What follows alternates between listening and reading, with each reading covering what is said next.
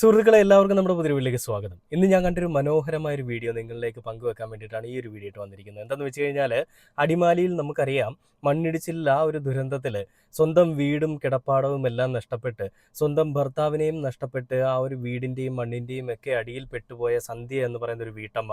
ആ വീട്ടമ്മ മണിക്കൂറുകളോളം ആ മണ്ണിനടിയിൽ കിടന്നതുകൊണ്ട് തന്നെയും ആ കാലിൻ്റെ പുള്ളിക്കാരിയുടെ കാലിൻ്റെ പ്രവർത്തന ശേഷി നഷ്ടപ്പെടുകയും കാല് മുട്ടിന് താഴെ വെച്ച് മുറിച്ച് മാറേണ്ട ഒരു അവസ്ഥയും ഉണ്ടായി.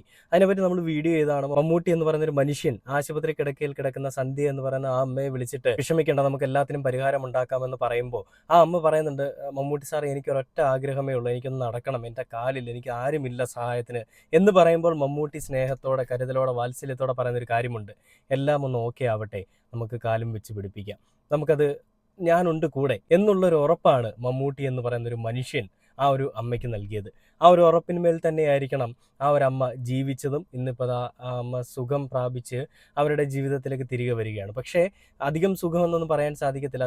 പുള്ളിക്കാരിയുടെ ജീവിതത്തിൽ ആ വേദനകൾ ഏറെക്കുറെയൊക്കെ മാറിയിട്ടുണ്ടാവും. ശരീരത്തിനുണ്ടായിട്ടുള്ള വേദനകൾ, മനസ്സിനേറ്റ മുറിവുകൾ ഒരിക്കലും മാറില്ല. പക്ഷേ മമ്മൂട്ടി എന്ന് പറയുന്ന ഒരു മനുഷ്യൻ, ആ അതുല്യനായ ഒരു കലാകാരൻ, കേരളം മുഴുവനുമുള്ള ലോകം മുഴുവനും ലോകമെമ്പാടുമുള്ള എല്ലാ ജനങ്ങളും ആരാധിക്കുന്ന ദൈവതുല്യനായിട്ട് കാണുന്ന ഒരു മനുഷ്യൻ കൂടെ ഉള്ളതിൻ്റെ ഒരു സന്തോഷം അമ്മയ്ക്ക് കാണും. അപ്പോൾ ആ അമ്മ ഇന്ന് ആശുപത്രി വിടുന്നു എന്ന് പറഞ്ഞുകൊണ്ടാണ് ആ ഒരു വാർത്ത വന്നിരിക്കുന്നത്. ഏഷ്യാനെറ്റ് ന്യൂസിലാണ് ആ വാർത്ത വന്നിരിക്കുന്നത്. നമ്മൾ ഓൾറെഡി നേരത്തെ ചർച്ച ചെയ്തതാണ് മമ്മൂട്ടി എന്താണ് അമ്മയ്ക്ക് വേണ്ടി ചെയ്തതെന്നും ആ അമ്മ വീഡിയോ കോൾ ചെയ്ത് സംസാരിക്കുന്നതൊക്കെ നമ്മൾ ഓൾറെഡി ചർച്ച ചെയ്തതാണ്. അപ്പോൾ നമുക്ക് നേരെ ആദ്യം ഈ അമ്മയുടെ വിഷയത്തിലേക്ക് പോകുന്നതിന് മുൻപ് മമ്മൂട്ടി എന്ന് പറയുന്നൊരു കലാകാരൻ എന്താണെന്നുള്ളതിൻ്റെ ഒരു ഉദാഹരണം ഞാൻ ജസ്റ്റ് ഒന്ന് കാണിച്ചു തരാം. ചെറിയൊരു ഉദാഹരണമാണ്, വലുതൊന്നുമല്ല. മമ്മൂട്ടി മനുവങ്കിൾ എന്ന് പറയുന്ന അദ്ദേഹം അഭിനയിച്ചിട്ടുള്ള ആ ഒരു മനോഹരമായ സിനിമയിലെ ആ ഒരു സീൻ ലൈവായിട്ട് കണ്ടുകൊണ്ടിരിക്കുമ്പോൾ ഒരു കുഞ്ഞ് ഒരു സെൽഫി എടുക്കാനായിട്ട് അടുത്തേക്ക് വരുന്നുണ്ട്. ആ അടുത്തേക്ക് വരുന്ന സമയത്ത് മമ്മൂക്ക ആ ഒരു കുഞ്ഞിനോട്, അല്ലെങ്കിലും മമ്മൂക്കയ്ക്ക് കുട്ടികളോട് ഒരു വലിയ വാത്സല്യമാണ്, പ്രത്യേക വാത്സല്യമാണ്, നമുക്ക് എല്ലാവർക്കും അറിയാം. ആ സിനിമ കണ്ടുകൊണ്ടിരിക്കുന്ന സമയത്ത് തന്നെ ആ ഒരു ഫോട്ടോയ്ക്ക് വേണ്ടിയിട്ട് ആ കുഞ്ഞ് വന്നപ്പോൾ ആ ഫോട്ടോ എടുക്കാൻ വേണ്ടിയിട്ട് ആ കുഞ്ഞിൻ്റെ മുഖത്തേക്ക് നോക്കി, അല്ല ക്യാമറയിലേക്ക് നോക്കി പുഞ്ചിരിക്കുന്ന ആ ഒരു മമ്മൂട്ടി യുഗത്തിനെയാണ് നമ്മളവിടെ കാണുന്നത്. ആ ഒരു വീഡിയോ നിങ്ങൾ കണ്ടു നോക്കിയേ.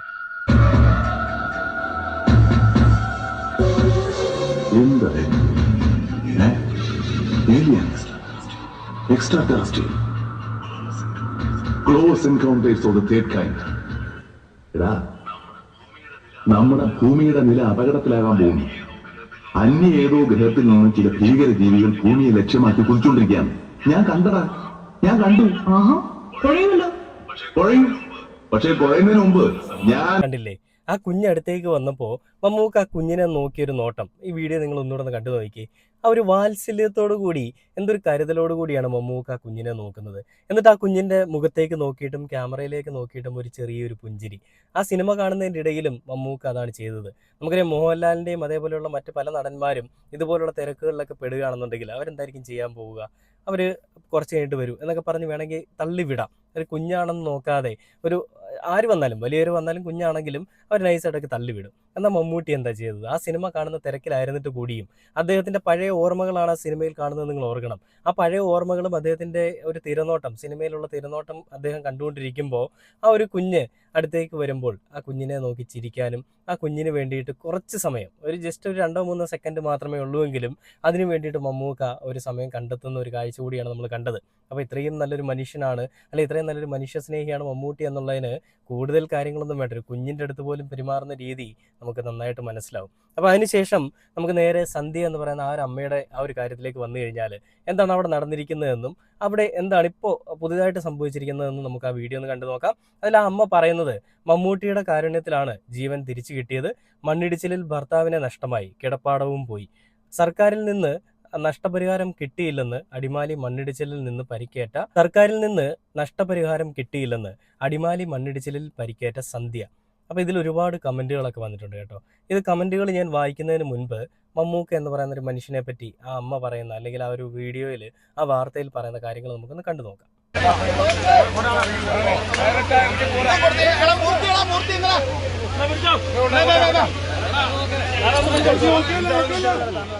ഒക്ടോബർ 25 രാത്രി ഉണ്ടായ വലിയ മണ്ണിടിച്ചിൽ, അതായത് ദേശീയപാതയിലെ അശാസ്ത്രീയമായ നിർമ്മാണം കൊണ്ടാണ് അടിമാലിക്ക് സമീപം കൂമ്പൻപാറയിൽ ഒരു വലിയ മണ്ണിടിച്ചിലുണ്ടാവുകയും ആ മണ്ണിടിച്ചിലിൽ അടിമാലി സ്വദേശിയായ ബിജു എന്ന ആളുടെ ജീവൻ നഷ്ടപ്പെടുകയും ചെയ്തു. അദ്ദേഹത്തിൻ്റെ ഭാര്യയായ സന്ധ്യ ഗുരുതരമായി പരിക്കേറ്റ് ആശുപത്രിയിലൊക്കെ ആയിരുന്നു. അപ്പം സന്ധ്യ ഇപ്പം നമ്മളോടൊപ്പം ഉണ്ട്.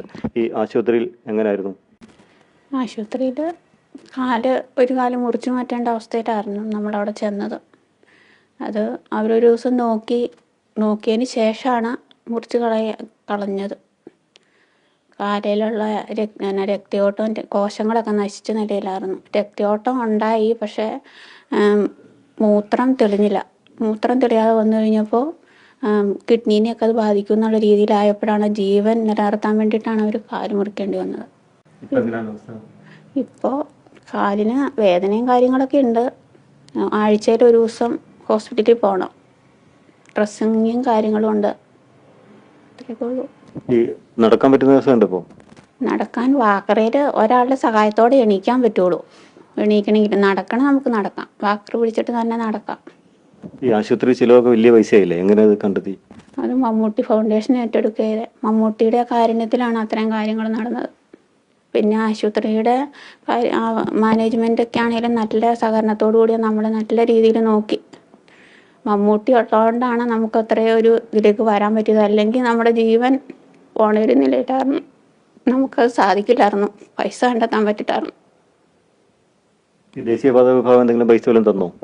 3 ലക്ഷം രൂപ തന്നിട്ടുണ്ട് നിലവിൽ. അല്ലാതെ അവർ അന്വേഷിക്കുക അങ്ങനെയുള്ള കാര്യങ്ങളൊന്നും ചെയ്തിട്ടില്ല.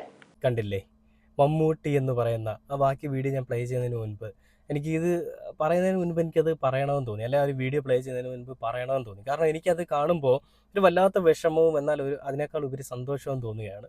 ആ അമ്മ പറയുന്നത് മമ്മൂട്ടി ഇല്ലായിരുന്നുവെങ്കിൽ ആ 2-3 കാര്യങ്ങളിൽ ആ അമ്മ അങ്ങനെ പറയുന്നുണ്ട്. ഒന്ന്, അമ്മയ്ക്ക് ആശുപത്രിയിൽ നിന്ന് രക്ഷപ്പെടാൻ, അല്ല ആശുപത്രിയിൽ പോയതിന് ശേഷം ജീവിതത്തിലേക്ക് തിരികെ വന്നത് മമ്മൂട്ടിയുടെ കാരുണ്യം കൊണ്ടാണ്. ആ ആശുപത്രി ചികിത്സാ ചെലവുകളെല്ലാം ഏറ്റെടുത്തത് മമ്മൂട്ടിയുടെ കാരുണ്യം കൊണ്ടാണ്.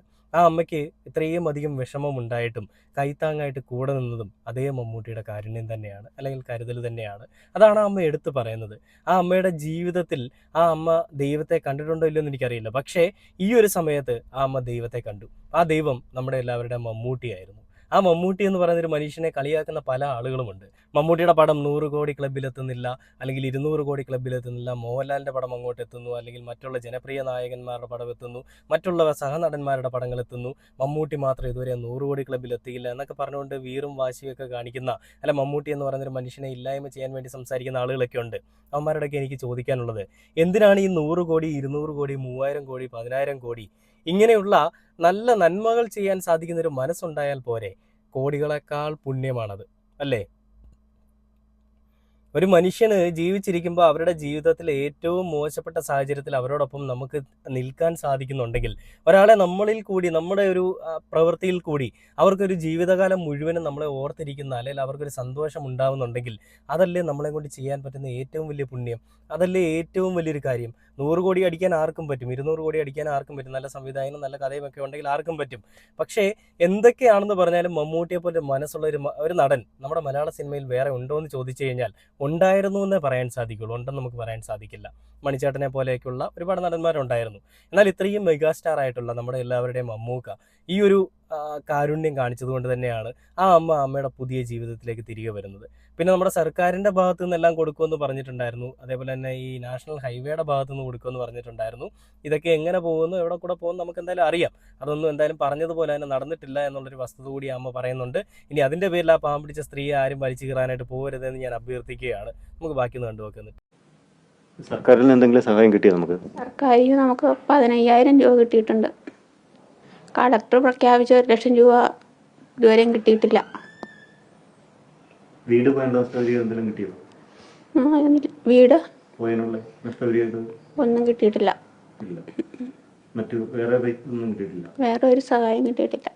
ഈ പരാതിക്കാരോ അല്ലെങ്കിൽ ദേശീയപാതയുടെ ആൾക്കാരോ ആരെങ്കിലും ആശുപത്രി വരുമോ, അന്വേഷിക്കുകയോ അങ്ങനെ വല്ലതും ചെയ്തോ? അങ്ങനെ അന്വേഷണം ഉണ്ടായില്ല. വന്നിട്ടില്ല. ആരും വന്നിട്ടില്ല.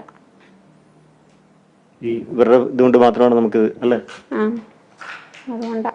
ഈ 1 ലക്ഷം രൂപ മകളുടെ ഇതിൽ തരുമെന്ന് പറഞ്ഞിരുന്നില്ല, അത് കിട്ടിയോ? അത് കിട്ടിയില്ല. അത് കിട്ടിയിട്ടില്ല ഇതുവരെ. എന്താണെന്ന് പറഞ്ഞിരുന്നേ? എങ്ങനെയാ പറഞ്ഞതെന്ന് എനിക്കറിയില്ല. 1 ലക്ഷം രൂപ ഇടാന്ന് കളക്ടർ പ്രഖ്യാപിച്ചു എന്ന് പറഞ്ഞായിരുന്നു. പക്ഷെ അത് ഇതുവരെ ഇട്ടിട്ടില്ല. ഇപ്പോഴത്തെ ഒരാവശ്യം എന്ന് പറഞ്ഞാൽ എൻ്റെ കാലും ഇതായി, കൊച്ചു മോളും ഉണ്ട്. കണ്ടില്ല, സർക്കാർ കൊടുക്കാമെന്ന് പറഞ്ഞതിൽ 15,000 രൂപയും 3 ലക്ഷം രൂപയൊക്കെ കൊടുത്തിട്ടുണ്ട്. പക്ഷേ അവർ ബാക്കിയുള്ള കാര്യങ്ങൾ ചെയ്യാമെന്ന് പറഞ്ഞതൊന്നും ചെയ്തിട്ടില്ല. അതെല്ലാം ചെയ്തത് മമ്മൂട്ടിയാണ്. തിരികെ വരാനായിട്ട്, ജീവിതത്തിലേക്ക് തിരികെ വരാനായിട്ടുള്ള എല്ലാ സഹായങ്ങളും ചെയ്തത് മമ്മൂട്ടിയാണ്. മമ്മൂട്ടിയുടെ ഫൗണ്ടേഷൻ ആണെന്നാണ് അമ്മ പറയുന്നത്. ഈ ഒരു മമ്മൂട്ടിയെ പറ്റി അല്ലടാ മക്കളെ നീയൊക്കെ കുറ്റം പറഞ്ഞത്.